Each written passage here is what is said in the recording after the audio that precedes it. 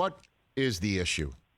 What can you put your finger on? Because, again, John Mara's dad's nickname is on the football. I mean, he's been around. He's as football of a football man as there is. He is also involved in the competition committee and a very influential owner in the National Football League. And the fact that his franchise, and I know half of it belongs to Steve Tisch as well, is sputtering like this. After Joe Judge comes after Pat Shurmur, who came after Ben McAdoo, who was allowed to bench Eli and smash that record-setting streak of consecutive starts in favor of a Jet quarterback who the city had a front-row seat for his mediocrity for years. That was allowed to happen. What is the issue with the Giants, Ian O'Connor? Well, if you go back 10 years, John Mara was considered one of the best owners in the NFL. They had won 2 championships in 5 years.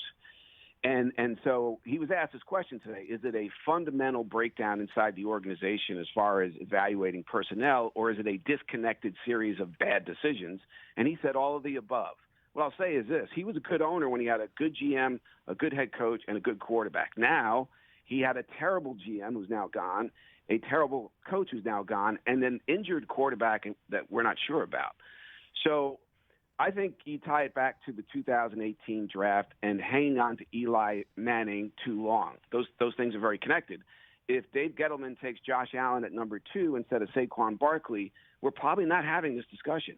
The Giants, to me, I'm not saying they would have developed Josh Allen the way the Bills did, but they might be the 6th seed in the tournament today instead of a complete wasteland.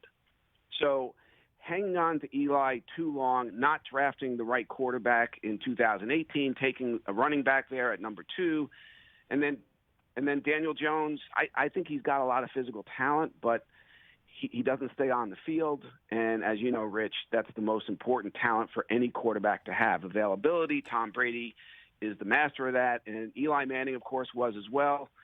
So that's why the Giants are where they are. No, I know. The I guess road to perdition. But what about the question and answer that was asked of John Mara about at the center of all this, because there is a general manager that's going to have to be hired, and Dave Gettleman was the one who made those decisions, and that was the decision of John Mara to make, and all of the coaches that have been here, it's been positively dreadful, as we all know. What about, is there going to be a change within the organization from Mara and everything else on the way they've done everything? What was gleaned out of that conversation? The change is that they're going outside the family for a general manager for the first time in forever.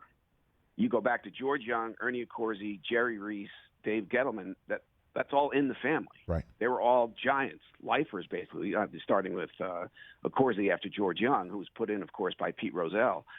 So they're now going to hire a general manager outside the organization. That's going to be the big change, and then allow that person to make the head coaching hire. Kevin Abrams, who's been in that Giant franchise for more than 20 years, he was groomed to be the next in line in the succession of Giants executives to take over. They're not even giving him an interview.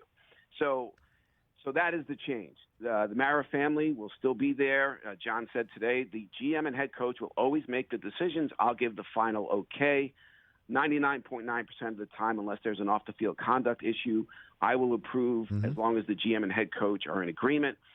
And so that's the change. They're finally going to hire a general manager from another organization, probably with zero ties to the Giants, and see how it plays out from there. Yeah, and then that guy will really or lady decide who the coach is. Like, that's it, and then we'll play it like that, right? That's the way it's going to go. Yeah, and then make the decision too on the quarterback. Yeah, what's the scoop there? What do you think? I mean, obviously he's under contract. They're going to use him next year if he's healthy. He's cleared in August for contact. That's a serious neck injury the guy had this year. It is a serious neck injury, and frankly, I've written this. So if Russell Wilson is available, and he may not be, I would pursue that. I think the Giants have to pursue that.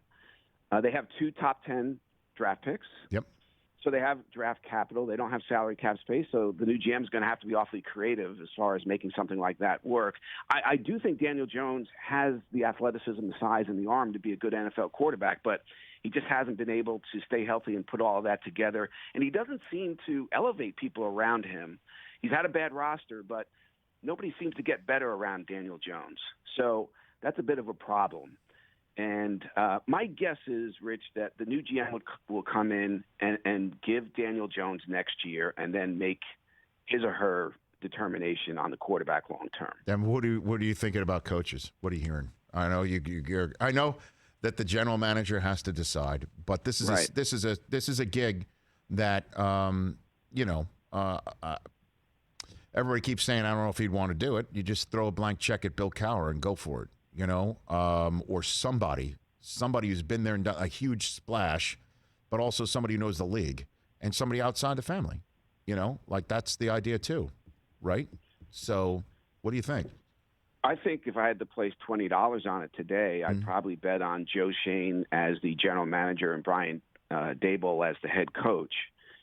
But Okay. I think Brian Flores should be the head coach. Okay.